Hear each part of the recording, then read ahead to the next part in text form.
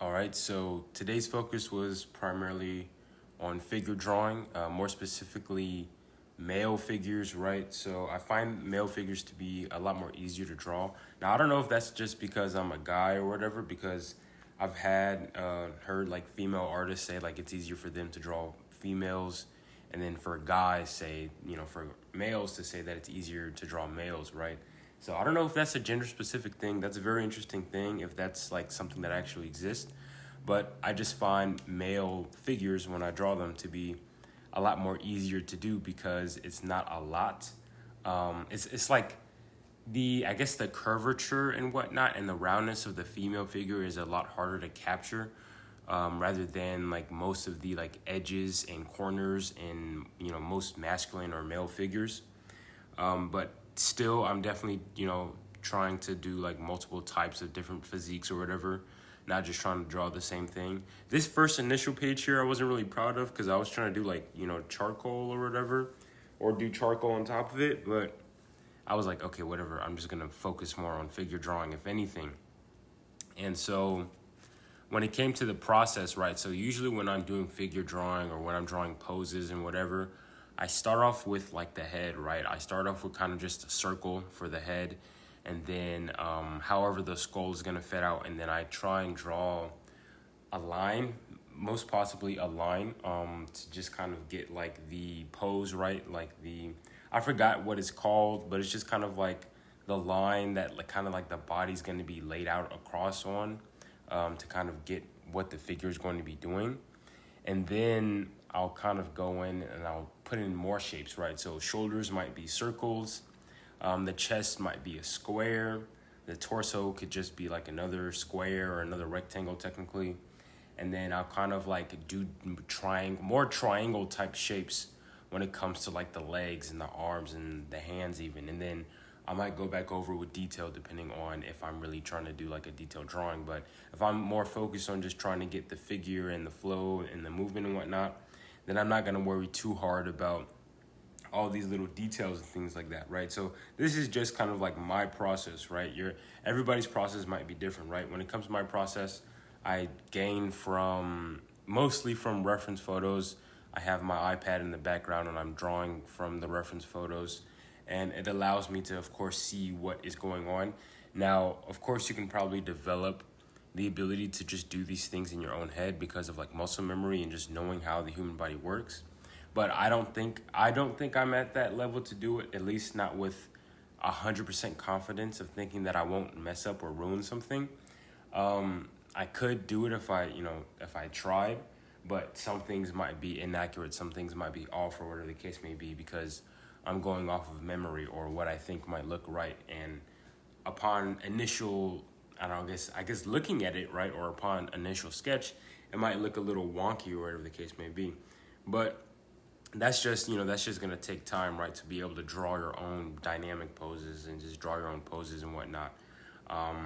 Which I don't think I'm far away from it, because I've practiced figure drawing like a lot, but I'm not. I'm just, again, like, I'm a couple steps away, and basically I'll just, hopefully I can just kind of show that process or just that kind of growth, with you guys over just the course of this channel. When it comes to doing figure drawing or just practicing drawing figures, if you're like a beginner and you really want to just kind of get your anatomy better, or you just kind of want to just try and like get more practice, and then how the human body looks and whatnot and how it's gonna move, then you probably would want to do like look at references where there's like barely any clothes on, right? Where like they have like a loincloth, or they have underwear, or they have like tight pants or something like that, right? So that way you can just like know, okay, this is what the human body looks like. This is how the muscles move in this way when the arm is stretched out over here, when the leg is kicking back right here. And then you can then go on and then try and practice from people with clothes on, right? And not to say that you can't do you can't do both at the same time. You definitely can, and I think you should, just so you can kind of like know how to get folds and creases, and how clothes move along with the human body, right? So you can have like one reference where it's like some guy's like standing with his shirt off, and then he's standing the same pose, right, with his shirt on, right? I'm pretty sure there's a bunch of resources out there on YouTube or on Pinterest where they can show those differences. And of course, you can take your own reference photos. I remember I used to do this some time ago where I took my own reference photos. Now, I wasn't taking reference photos with my shirt off. At the time, I did not look as physically fit as I did. I was definitely pretty flabby. But when it comes to like using, especially reference with people who are like lean or like physically fit or a bit slimmer, you can kind of get a better picture of like how the human body is going to move. Now, of course, you do want to get some variety. You know, you might want to get some people who are out of shape. You might want to get some people who have more elevated body fat, who have more muscle, who have less muscle, who are like skinny, right? So that way, again, like you can see how the human body is going to move and how those types of muscle or how those layers of fat are going to move in those, you know, same or different directions, right? And I'm definitely gonna have to try and find more references of like different body types for male and female. It shouldn't be that hard because, you know, there's just gonna be like a lot more just stuff out there with the, I guess, you know, modern day technology, right? And like I said earlier about using your own reference, right? Or taking your own reference photos, it's pretty cool because you get more familiar with yourself, right? And that's the thing about art. You know, art is like self-expression. Art is being able to like put yourself out there, and then you're putting yourself out there even more by using yourself as a guide, right? A lot of great artists have used their own selves and whatnot. Like just even something as simple as like maybe you're drawing an expression and then you kind of like, maybe you don't take a picture, but you're kind of like making that expression, right? I've caught myself doing this where I draw a facial expression and then I'll like see myself like not see myself, but I'll feel that I'm like, you know, cranking a smile and that I'm like making a slightly angry face, right? Or by kind of like feeling across your body just to see how certain muscles and shapes form, right? And honestly, like kind of like being jacked, right? And being an artist and you're like, you know, learning anatomy, that is like a plus, bro. That is like a plus because it seems more efficient because for one, you're working on the human body and you're seeing the human body develop, right?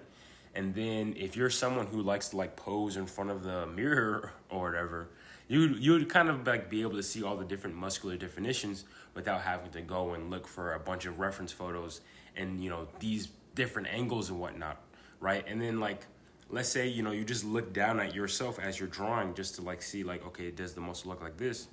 You'll have a better understanding, right? And like, again, right, I feel like, again, if you're a beginner, you should focus more on like lean type people because, again, you're able to see the human body and the human figure a lot more clearly than someone who has like more elevated body fat or even someone who has like more muscle mass, right? So like trying to draw like a bodybuilder or trying to draw someone who's like, you know, obese or whatever, that's going to be a lot harder for people who have like never had any drawing experience whatsoever, right?